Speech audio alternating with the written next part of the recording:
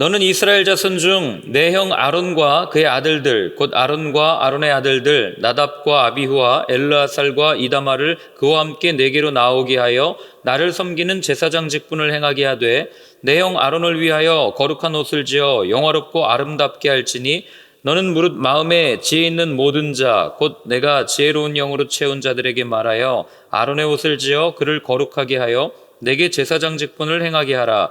그들이 지을 옷은 이러하니 곧 흉패와 에봇과 겉옷과 반포 속옷과 관과 띠라. 그들이 내 형 아론과 그 아들들을 위하여 거룩한 옷을 지어 아론이 내게 제사장 직분을 행하게 하라. 그들이 쓸 것은 금실과 청색, 자색, 홍색 실과 가늘게 꼰 배실이니라.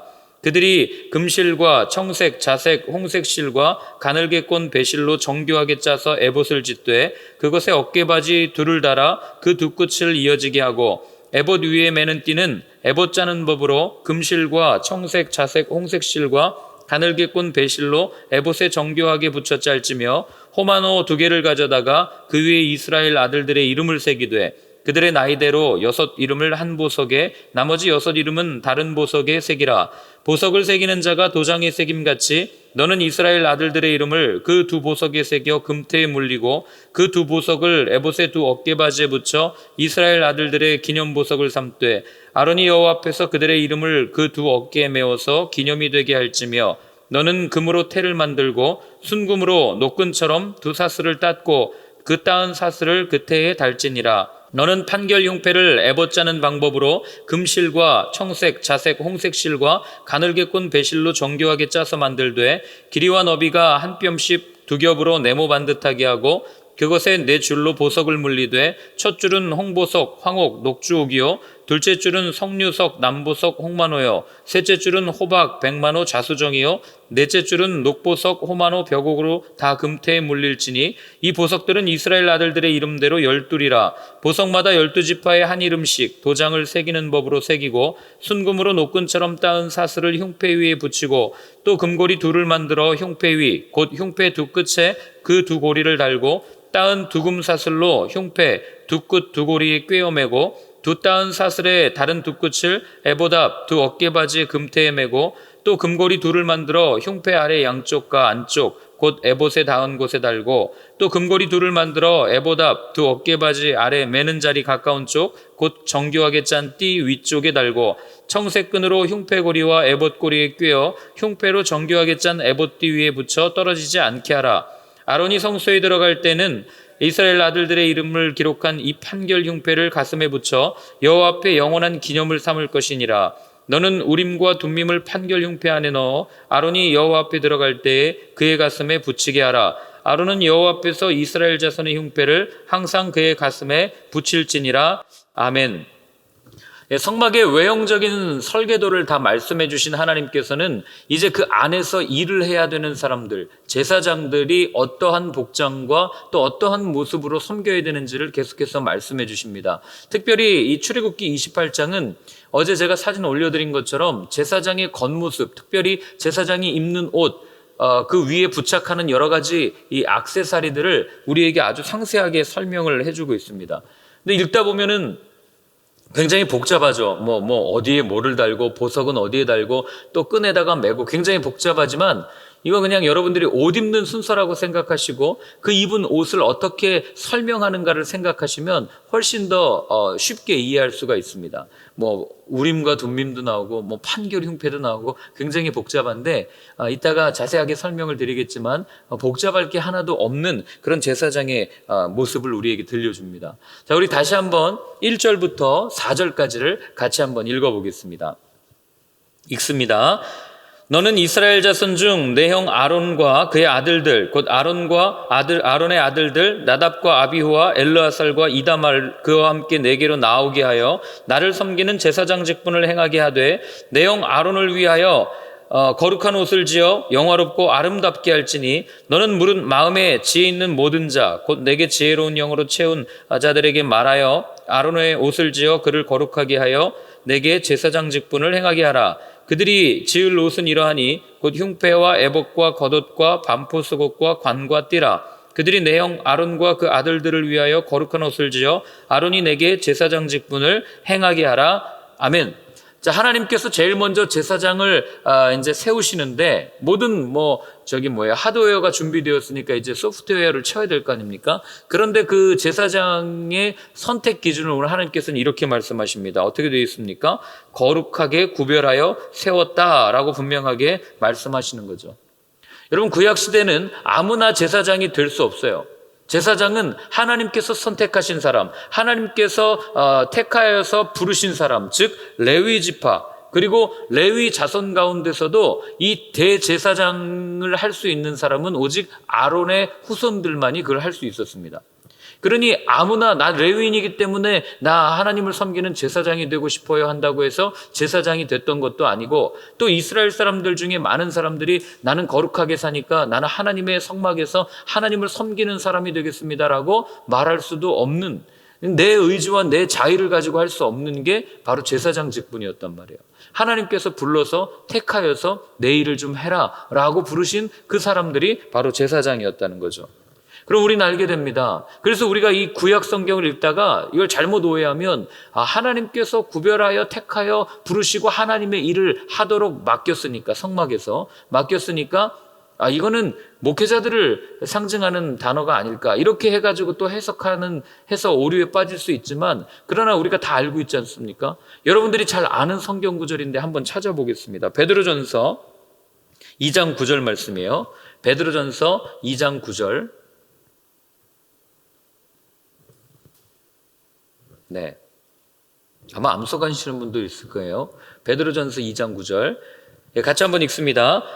그러나 너희는 택하신 족속이요 왕같은 제사장들이요 거룩한 나라요 그의 소유가 된 백성이니 이는 너희를 어두운 데서 불러내어 그의 기이한 빛에 들어가게 하시니에 아름다운 덕을 선포하게 하려 하심이라. 아멘. 자, 오늘 여기 분명하게 말씀하세요. 뭐라고 얘기합니까? 여기에서 너희는 예수를 그리스도로 고백하는 성도들, 소아시아 교회의 많은 성도들을 상징합니다. 흩어진 나그네와 같았던 그들인데, 그들에게 지금 뭐라고 말합니까? 택하신 족속이요 왕같은 제사장들이다라고 선언하고 있는 거예요. 누가요? 성도가요.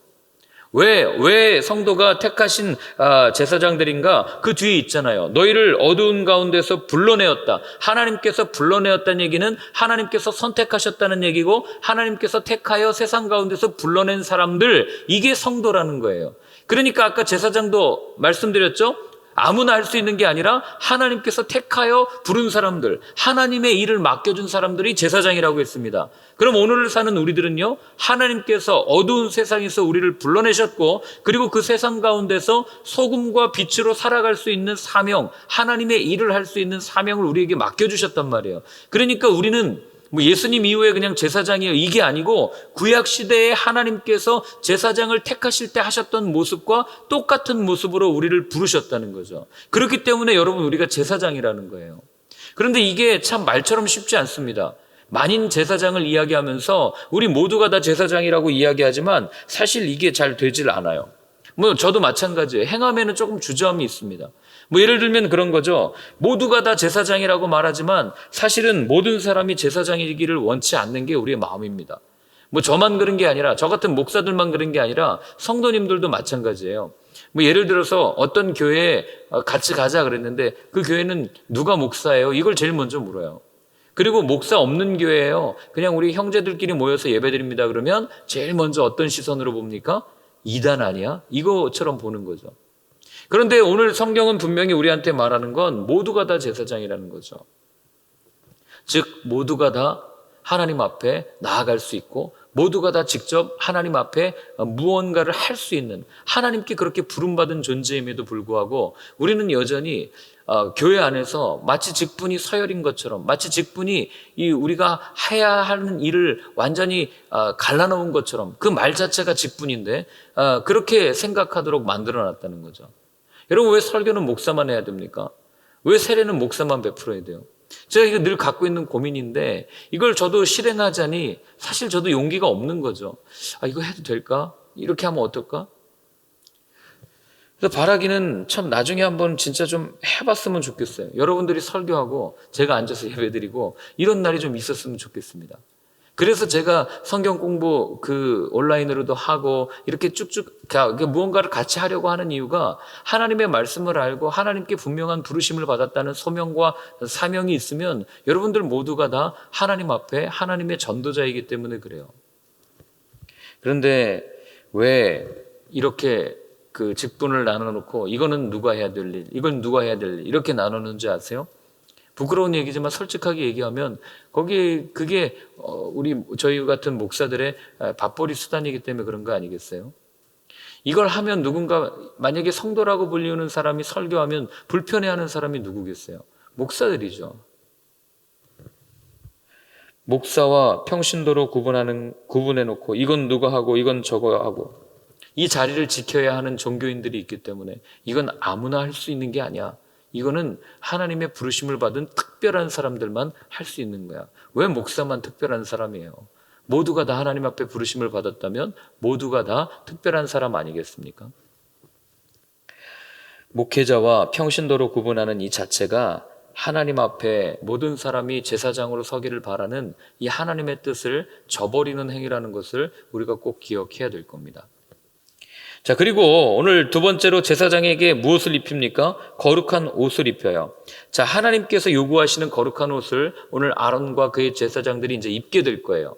제사장들이 입을 옷을 이렇게 만들고 보석을 물리고 금태를 두르고 그 다음에 관과 띠와 속옷을 입히고 어제 제가 링크 하나 보내드렸는데 거기 보면 아주 자세하게 설명이 되어 있어요. 우리나라 이 옷의 이름으로 설명이 쭉 되어 있는데 그걸 보시면은 그런 걸 다 입혀놓고 이렇게 해라라고 하나님께서 말씀하셨어요. 자, 그러면 지금은 이게 설계도니까 저기 하지만 나중에 뒤쪽에 가면 제사장 이제 옷을 입고 레위기에 보면 제사장 위임식을 합니다. 첫 예배를 드리죠. 그럼 모든 게 다 준비된 것처럼 보여요. 제물도 준비됐고 옷도 준비됐고 그 다음에 이 옷을 입을 아론과 그의 아들들도 다 준비가 됐습니다. 그런데 하나님께서는 거기에 한 가지를 더 요구하신단 말이에요. 그게 뭔지 아세요? 바로 거룩한 삶, 진정한 거룩을 이들에게 요구하시는 거예요. 너무 확대 해석하는 거 아니에요? 무슨 말이에요? 도대체 거룩한 옷을 입었는데 그럼 거룩한 거지 이렇게 생각할 수 있지만 여러분 그렇지 않아요. 여러분 한번 성경 찾아보실래요? 레위기 10장 1절부터 2절까지의 말씀입니다. 레위기 10장 1절부터 2절까지 같이 읽습니다. 아론의 아들 나답과 아비후가 각기 향로를 가져다가 여호와께서 명령하시지 아니하신 다른 불을 담아 여호와 앞에 분향하였더니 불이 여호와 앞에 나와 그들을 삼킴에 그들이 여호와 앞에서 죽은지라. 어떻게 되어 있습니까? 지금 제사장 위임식 첫 제사 드린 날이에요. 하나님께서 말씀하시는 거룩한 옷, 아주 얼마나 정성스럽게 만들었겠어요. 그걸 다 차려서 입고 머리에 관도 쓰고 흉패도 달고 끈으로 또 온몸을 조이고 그렇게 해서 제사를 드렸는데 오늘 어떤 일이 일어납니까? 나답과 아비후가 죽임을 당한단 말이에요. 여러분 이게 뭘 얘기해줘요? 우리가 거룩한 옷을 입었다고 해서 제사장이 거룩한 옷을 입었다고 해서 거룩한 삶을 사는 게 아니라는 것, 거룩해지는 게 아니라는 것을 성경은 우리한테 알려주는 거죠. 옷만 입으면 뭐합니까? 삶이 엉망인데. 그러니 하나님 앞에 거룩하게 드려야 될 그 제사, 아무리 하나님께서 말씀하신 좋은 옷을 입었어도 그러나 삶이 엉망인 경우에 하나님께서 이렇게 여기 보면 다른 불로 제물을 드렸다. 다른 불로 제물을 드렸다는 얘기는 하나님의 말씀대로 드린 제사가 아니라 자기의 뜻과 자기의 생각과 자기의 고집과 나 자신을 의지해서 나아갔던 제사라는 게 이 안에 드러나 있는 거예요. 그러니 하나님의 뜻을 저버리고 하나님의 말씀과는 전혀 상관없이 나의 삶의 제사를 다른 불로 드리는 그런 나의 삶을 살다가 하나님 앞에 내 삶을 드립니다. 내 예배를 드립니다. 내 모든 것을 하나님께 드립니다라고 제배래요. 제사, 예배를 드렸다가 어떻게 되는 겁니까? 죽임을 당한 거예요. 여러분 이게 오늘날 우리한테 던져주는 메시지가 아주 커요. 우리가 정말 하나님께 드려야 될 예배가 삶의 예배, 삶의 제사라는 걸 알고 있는데 그러나 우리의 삶에 다른 불을 가지고 분향했다가 아무리 우리가 그리스도인이라는 옷을 입고 교인이고 성도라는 이 허우대를 가지고 살아간다 할지라도 그러나 우리의 삶이 엉망일 경우에는 우리의 겉모습이 우리의 구원을 보장해 주지 못한다는 겁니다. 제가 여러분들 아시겠지만 다른 교회 가면은 세례를 베풀거나 성찬할 때 목사들이 항상 가운 입잖아요. 저도 사실 가운 입고 싶을 때가 있어요. 그래서 제 아내한테 가끔 그래요. 나 가운 한번 입을까? 저도 가운 2개나 있거든요. 안수 받을 때 이제 제가 속한 교단 같은 경우는 선배 목사님들이 사줍니다. 뭐 어떤 교단은 돈 내고 안수 받고 이렇게 하지만 저희 교단에서는 그렇게 해가지고 이렇게 선배들이 십시일반 해가지고 옷도 사주고, 그 다음에 이 셔츠 있죠? 이렇게 목사 이렇게 딱 끼는, 예, 그 옷도 사주고, 뭐 하여튼 여러 가지 뭐 성경도 사주고, 이제 죽으러 가니까 불쌍하다 하면서 이제 이렇게 선배님들이 챙겨주는 그런 게 있어요. 제가 어제도 오랜만에 이렇게 이 사진첩을 뒤지다가 제가 안수받은 날 찍은 사진을 봤어요. 옷이 왜 이렇게 멋있는지 모르겠어요. 또 그때는 처음 나온 가운을 해주신다고 해주셨는데, 여기에 보면은 그 팔에 막 히브리어로 막 새겨져 있고 아주 예쁘게 그렇게 해서 딱 있는 모습을 보고, 나도 가운을 입을까? 이런 생각을 해본 거죠. 그런데 제가 그 가운을 볼 때마다 들었던 말 중에 잊지 못하는 말이 있어요. 그 안수받았던 교회에서 저와 친했던 지금 장로님이신데, 그분이 저한테 그래요. 목사님, 이제 목사님 전도사에서 이제 바로 목사가 됐으니까요. 목사님, 네, 그랬더니 가운 입으니까 너무 거룩해 보이세요. 이렇게 얘기하는 거예요. 가운 입으니까 더 거룩해 보이세요. 이렇게 얘기를 하는 거죠. 제가 그 말을 듣고 한참을 생각했어요. 여러분, 제가 그 옷을 입었다고 해서 거룩하게 느껴진다면 저는 잘못 살고 있는 거 아니겠습니까? 삶을 봤더니 삶은 엉망이고, 삶은 너나 나나 뭐 별로 다를 거 없는데 그 가운을 입었더니 거룩해 보인다.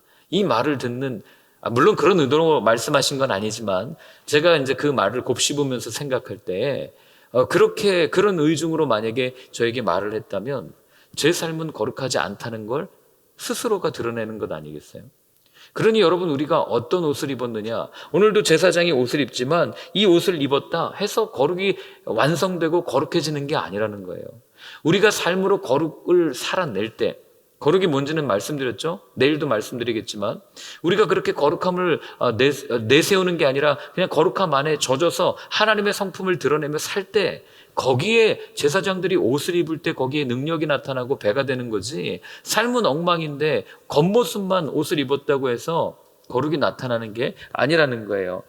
여러분, 그렇기 때문에 우리가 경건의 능력이 나타나는 삶을 살려면 에베소서에서 말하고 있는 것처럼 어떻게 기도해야 됩니까? 속사람을 능력으로 강건하게 해주십시오라고 할 수 있는 기도를 우리가 매일매일 드릴 수 있어야 되는 것 아니겠어요?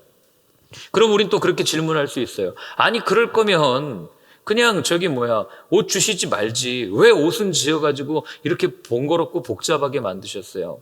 이것도 우리가 한번 생각해 봐야 돼요. 그게 무엇이냐면, 여러분, 불완전한 사람이 완전하고 온전하신 하나님 앞에 나아갈 때 특별한 옷이 필요했다는 것을 하나님께서는 알려주시는 거예요. 어떤 특별한 옷입니까? 특별히 오늘 이 지어진 옷은 대제사장에게 주어지는 옷이거든요. 이걸 입으면 어떻게 되는 거예요? 1년에 한 번, 아무도 나아갈 수 없지만 이 사람만큼은 하나님 앞에 나아가서 하나님을 대면하고 하나님과 만나는 일을 행했단 말이죠. 그러니 죄가 있는 상태에서 그대로 나아가면 다 죽는 거예요.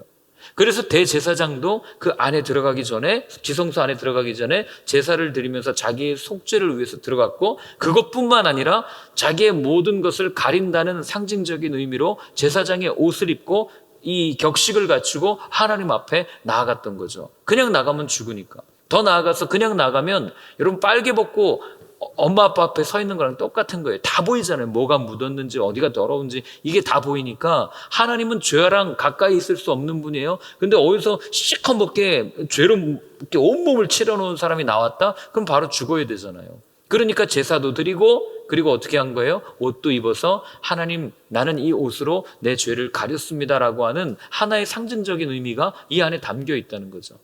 그렇기 때문에 여러분, 그런 의미에서 오늘날 우리가 입는 그 목사들이 입는 가운도 한번 생각해 보세요. 어떤 분들은 진짜 이건 무식한 건데 박사학위 가운 입고 나와가지고 설교하고 막 이렇게 하시는 분들이 있는데 도대체 왜 그런지 모르겠어요. 그게 멋있습니까? 그리고 목사 가운 입으면 뭔가 이렇게 위대해 보입니까? 그게 아니고요. 목사 가운도 그 기원을 이 제사장 옷에서 찾는 분들이 많아요.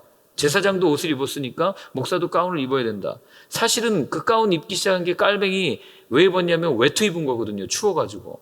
외투 입고 설교한 게 마치 하나의 가운처럼 이렇게 정착이 된 건데, 자, 그런데 하나님이 이 옷을 주신 이유가 몸을 가리기 위해서 주셨다면 여러분 마찬가지예요. 목사들이 가운 입는다고 그거 자랑스럽게 여기고 뭔가 거룩해 보이고 그게 아니고, 내가 도저히 하나님 앞에 설 수 없는 존재이기 때문에, 하나님 내가 추하고 더럽기 때문에 이 옷으로 나를 가리고 하나님 앞에 섭니다라고 하는 나의 부정, 나의 완악함을 드러내는 도구가 그 옷이에요.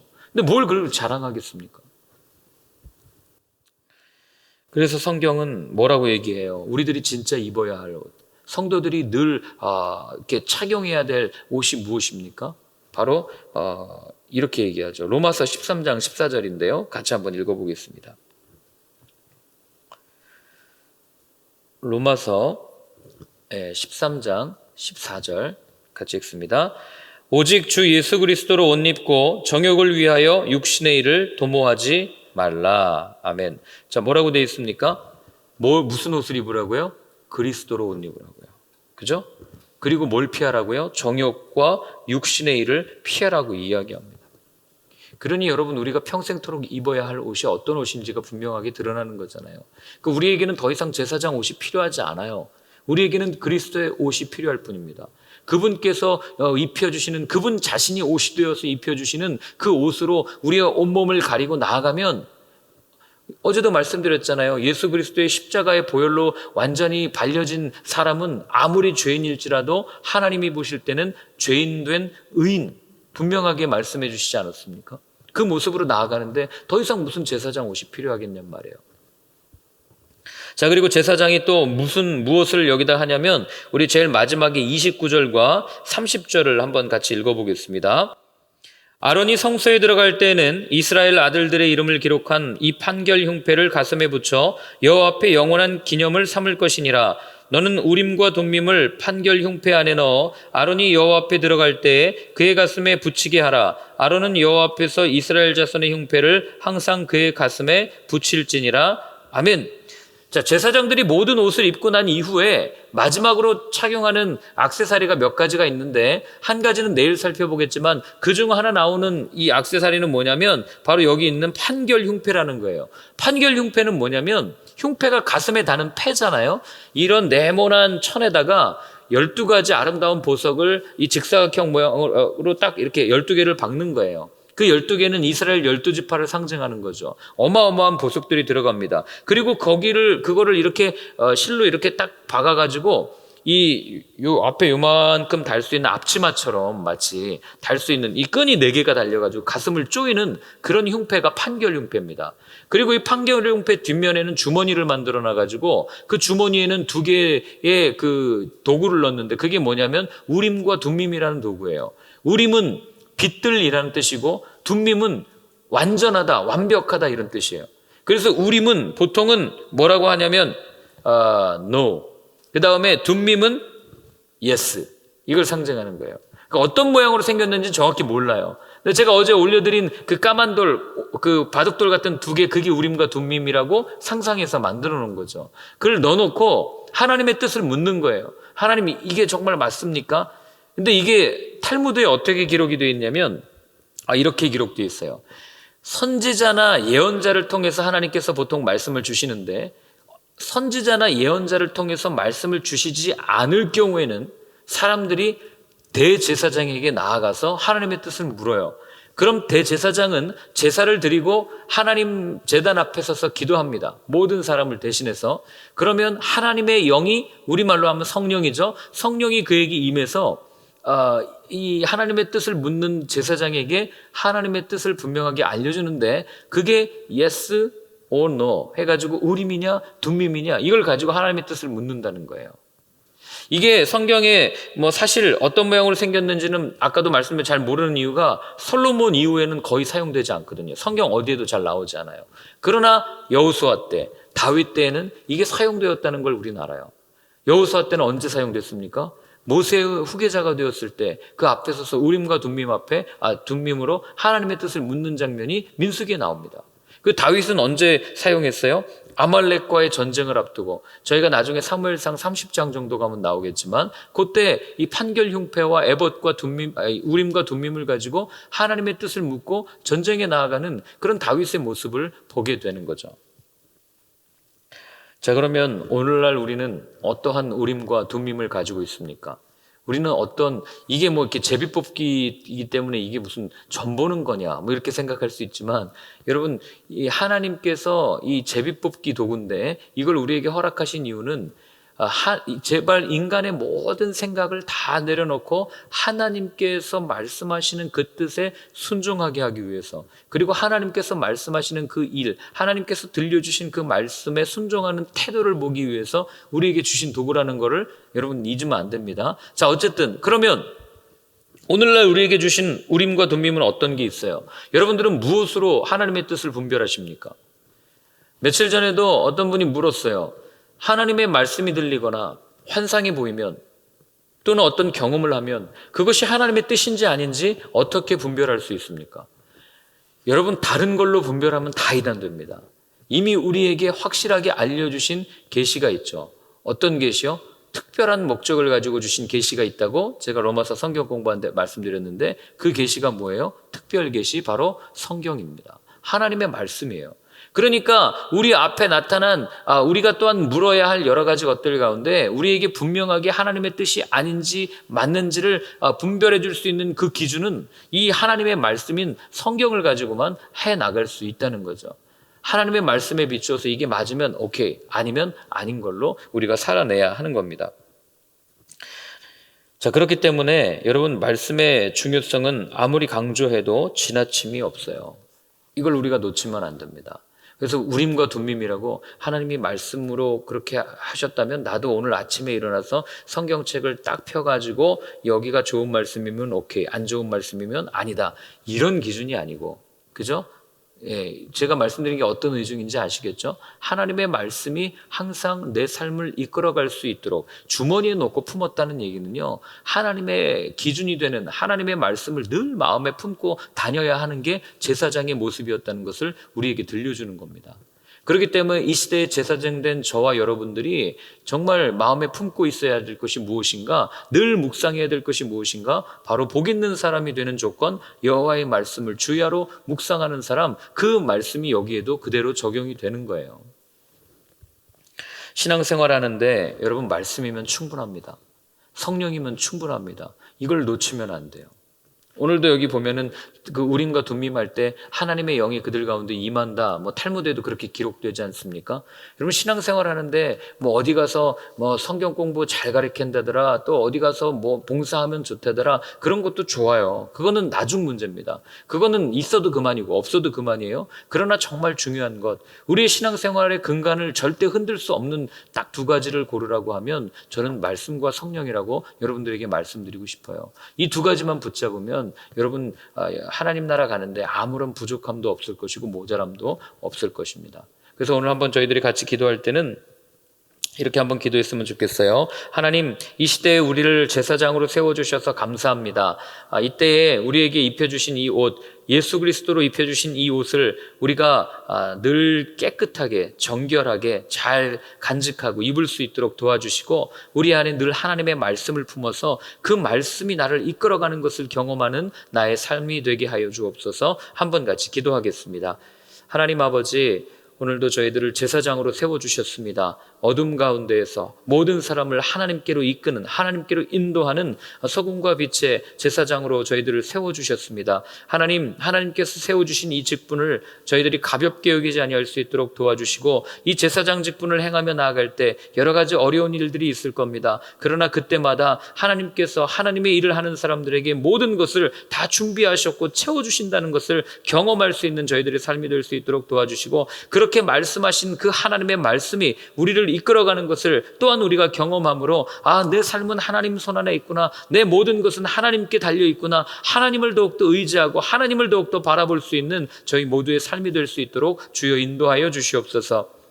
이제는 우리 주 예수 그리스도의 크신 은혜와 하나님 아버지의 사랑과 성령의 인도하심이 하나님의 말씀을 마음에 품고 하나님께서 세우신 대로 하나님께서 보내시는 곳에 가서 하나님의 말씀을 전하겠다고 다짐하는 모든 분들 머리 위에 이제로부터 영원까지 늘 함께하여 주옵시기를 간절히 축원하옵나이다. 아멘.